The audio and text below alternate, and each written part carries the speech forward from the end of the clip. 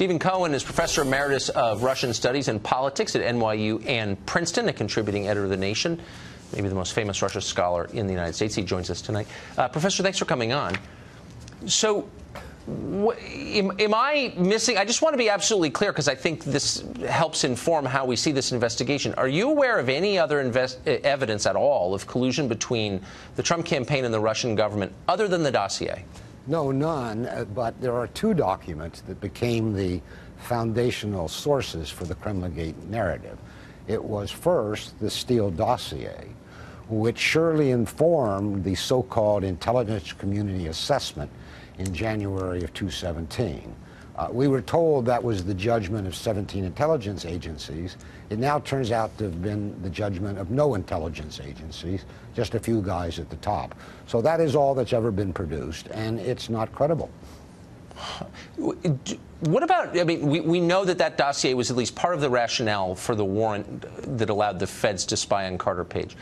Do you think that other people in Trump's orbit during the campaign were spied on by the federal government? Oh, I don't know. In the article I just published in The Nation, I asked that question. We need to find out. I mean, why did they, for example, get a warrant on Carter Page, who, on the very surface of it, is no threat to American national security, and then on Paul Manafort? We might assume they did it because they thought these two men would be close, even in the same room with Donald Trump, and wanted to surveil him. But let me just make one point, Tucker. What interests me is not who paid for the dossier. We know it was the Clinton campaign. Right. But where Steele got this information. And in the article I write, I suggest that it's highly unlikely he got it from his so-called connections in the Kremlin. Now, there's a big attempt underway to rehabilitate Steele. On the front page of the Washington Post today, there's a story that portrays him as a kind of character out of a John le Carre spy novel. And he may well be an anguished man without a purpose in life, retired for some reason at a very early age, and for hire.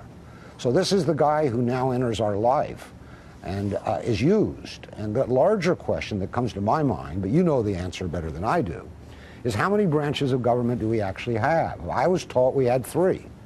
But what's been going on above with the intelligence services, and not only the FBI, raises a question if there's a 4th branch of government that's influencing not only our politicians, but because they were leaking to the media, what we voters think when we go to vote. Do you think that the information in the dossier, and you're a credible person to ask this of, do you think it's credible? I mean, do you think it's real? Do you think it came from real sources? It can be verified. It hasn't yet been, but do you think it will be, or is it made up? Well, we could, we have to deconstruct it. Some of it is true because he got it from open sources, from newspapers. I mean, right. Was it really a mystery? When I was in Moscow over the years, I knew Donald Trump wanted to build a hotel in Moscow. It was widely discussed. It was in the papers.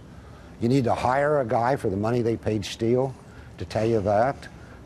We knew, for example, that the oil company that purportedly was going to pay Carter Page zillions of dollars if he would remove sanctions, that had actually been placed by the European Union, not the Americans. It's a preposterous tale, but it was known in Russia, in the newspapers, that they were going to privatize 15% of that oil company. So you could have sat wherever it was Steele or his associates lived and read the Russian press and gotten about 50% of that information in the dossier. A lot of our intelligence comes from newspapers. That's the shocking truth, as you well know. Professor, thank you for that. I appreciate it.